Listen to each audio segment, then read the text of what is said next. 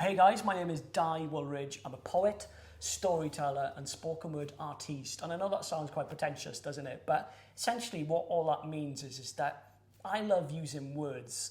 And this session, I just want to share with you a little bit why I think words are important.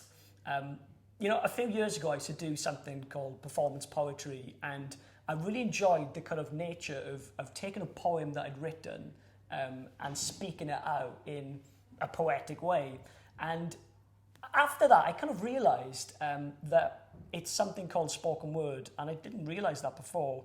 But I really enjoy the nature of how you can craft poetry, and I love the relationship between the written word and how it's spoken out loud. So there's a few things that I want to share with you. First off, I think spoken word is something that is beautifully biblical. Right at the beginning, God was the original orator, and he spoke creation into being. He crafted the cosmos with his words, and I love that. I love how when he spoke the word, it came into being. And I also think about Jesus, the storyteller, and I think about when he was up that mountain and he was sharing the Beatitudes.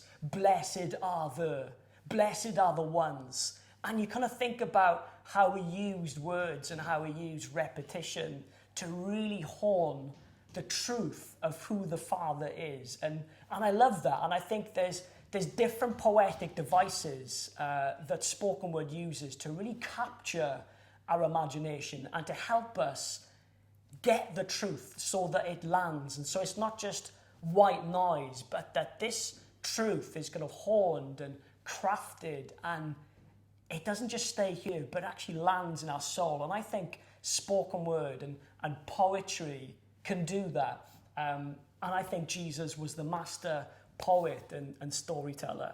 I love how you can use a variety of different poetic devices. You can use the way that the words sound. You can use assonance. You can use rhyme. You can hear the rhymes of the vowels in the middle of the words, but you can also hone in the rhymes of the consonants and how words end.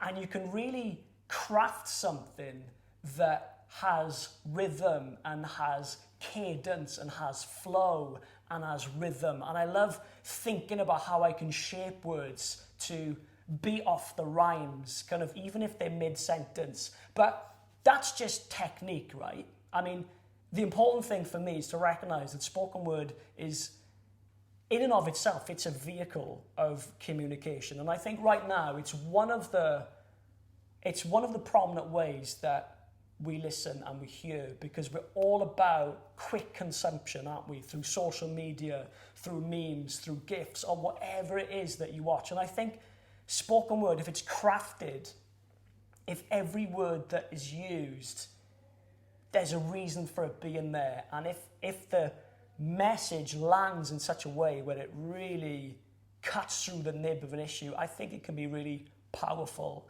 And so I think spoken word is beautifully biblical. I think it brings words to life, and I think those words have the ability to change hearts, especially when the message is rooted in scripture. So it's all about not just what the message is, but the way that you say it. So those are some snapshot reasons why I love spoken word, delivered in a non-spoken word way, because this is very much freestyle. But I'd love to share with you now one of my very first spoken word pieces. And it all came one year just before Christmas, where I thought, what would it look like if I was to colloquially rhyme the nativity story? And this is what I came up with. It's called The Christmas Chord, and I hope you enjoy it.